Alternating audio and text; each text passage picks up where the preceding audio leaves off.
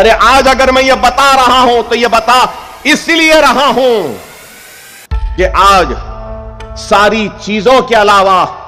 اگر ہم پیچھے ہیں، پچھڑے ہوئے ہیں، تو اس کی ایک ہی وجہ، اگر میں غلط ہوں تو مجھے معاف کرنا، ہمارے دلوں میں دنیا کی محبت نے غلبہ جما لیا ہے، اور ہمارے زندگیوں میں سب سے زیادہ اگر کسی نے قبضہ کر لیا ہے ہمارے دلوں پہ، ہمارے دماغوں پہ، تو وہ دنیا کی محبتیں ہیں۔ ارے یہ دنیا فانی ہے، یہ دنیا فانی ہے، بے شک دنیا حسین ہے، خوبصورتی ہے اس دنیا میں، عورت کا حسن ہے، مرد کا جمال ہے، طاقت ہے، برفیلے چٹان ہے، خوبصورت یہ پھول ہے، برفیلے چٹان ہے، دنیا بہت حسین ہے، بے شک بہت حسین ہے، لیکن یاد رکھو دنیا میں ایک بہت بڑا عیب ہے، اور وہ عیب یہ ہے کہ دنیا ختم ہونے والی۔ ارے یہاں بیٹھے ہیں سارے لوگ، یہاں بھی بیٹھے ہیں سارے لوگ، مجھے جواب نہ دیں مگر میری اس سوال کو گھر جا کر ٹٹول لیں۔ یہاں لوگ بیٹھے ہیں اور ایک دکان ہے آپ کے محلے میں، اور آپ کو پتا چل جائے کہ ایک چند دنوں میں یہ دکان بند ہونے والی، آپ کو معلوم ہو جائے کہ ایک دکان ہے اور یہ دکان چند دنوں میں بند ہونے والی ہے، تو میں یہاں پوچھنا چاہتا ہوں، یہاں بیٹھے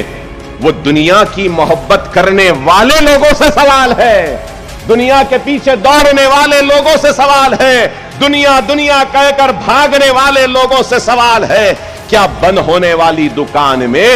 آپ اپنی محنت، اپنے پسینے کی کمائی کو لگائیں گے؟ معلوم ہے کہ بند ہونے والی ہے، تو آپ بولیں گے ارے کیا دیوانے ہیں اکبر صاحب، آپ خود بول رہے ہیں دکان بند ہونے والی ہے، تو کیا ہم دیوانے ہیں اس میں پیسے لگانے کے لیے؟ تو میں پوچھنا چاہتا ہوں، دنیا حسین ہے، دنیا خوبصورت ہے، دنیا میں سب کچھ ہے، لیکن یاد رکھو دنیا میں سب سے بڑا عیب ہے کہ دنیا ختم ہونے والی، اور جب دنیا ختم ہوگی تو ایسی بڑھیا آئے گی، ایسی آنکھیں رہیں گی، ایسا بھیانک چہرہ رہے گا کہ اللہ کا بندہ چیخے گا، پکارے گا، کہے گا نعوذ باللہ یہ کیا چیز ہے، اس کو میری آنکھوں کے سامنے سے ہٹاؤ،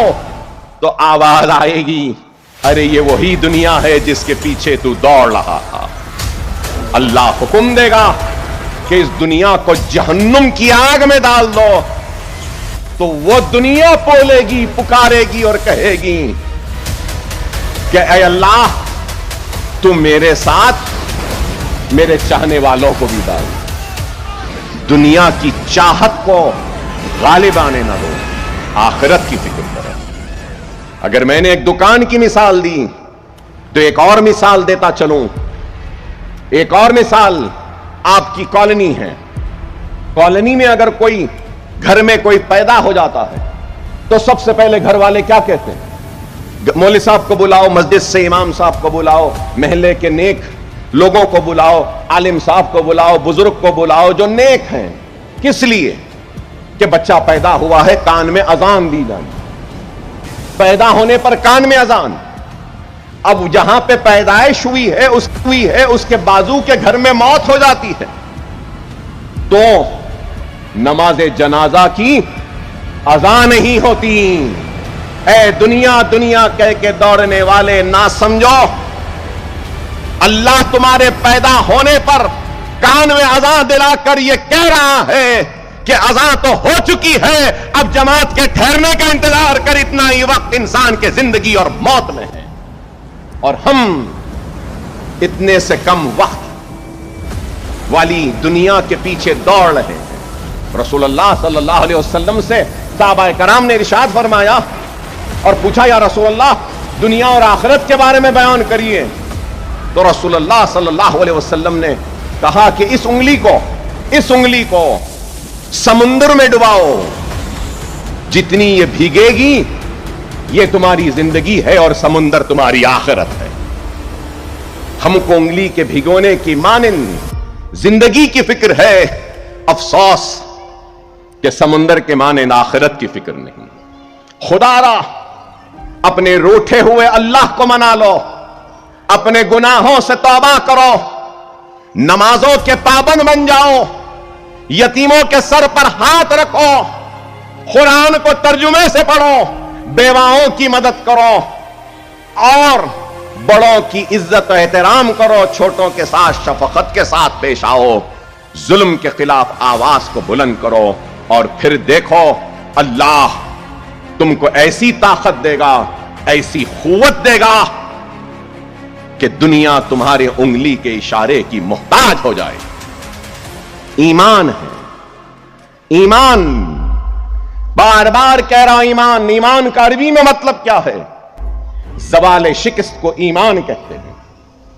ईमान क्या है? शिकस्त को ज़वाल देने को ईमान कहते हैं। और ईमान कैसे बनता है? कड़ी की कड़ी से जुड़ने से ईमान बनता है। इल्लल्लज़ीना आमनू व आमिलुस सालिहात। अगर तुम्हारा अमल सच्चा है, साले है, तो तुमको देखना यह है कि तुम्हारे पास जो बीज है क्या वो बीज सच्ची है। तुमको देखना यह है क्या वो सच्ची बीज जिसको तुम जिस जमीन में बोने जा रहे हो क्या वो जमीन साले है। अगर बीज सच्ची है, जमीन साले है, तो अल्लाह खुद अपने रहमतों के बादलों को बरसाएगा और सच्ची बीज साले जमीन के सीने को चाक करते हुए अपने कामयाबी के झंडों को गाड़ दे। यही ईमान। खुदारा समझो, समझो, अपने जिंदगियों में इस्लाह करो, अपने मोहसिनों को पहचानो, हक अदा करने वालों को पहचानो, सच्चों को पहचानो, झूठों को पहचानो, अय्यारी व मक्कारी करने वालों को पहचानो और दुआ करो कि अल्लाह, हजरत अली का कौल है, हजरत अली कहते थे कि दुआ करो कि अल्लाह उसके शर से महफूज रखे जिस पर तुमने एहसान किया, उसके शर से महफूज। आज हमारा यह हाल है तो क्यों है? एक तो अल्लाह से दूर हो गए, दुनिया के पीछे दौड़ने लगे, तो दूसरी तरफ हमारा हाल यह है कि हसद एक आगे बढ़ रहा है तो उसकी बढ़ती हुई कामयाबी हमको हासिद बनाती है। एक तरक्की कर रहा है तो उसकी तरक्की में भी हमको हसद, उसकी कामयाबी में भी हसद, उसकी दौलत में भी हसद, उसकी सेहत में भी हसद, उसके हुस्न में भी हसद, उसकी कामयाबी में भी हसद। अरे क्यों हसद? अरे ऐसे बनो कि अपने एक भाई की कामयाबी को देखकर खुश हो और अल्लाह से दुआ करो कि अल्लाह इसको और कामयाबी दे। अब यहां बैठा है आतिफ नौजवान,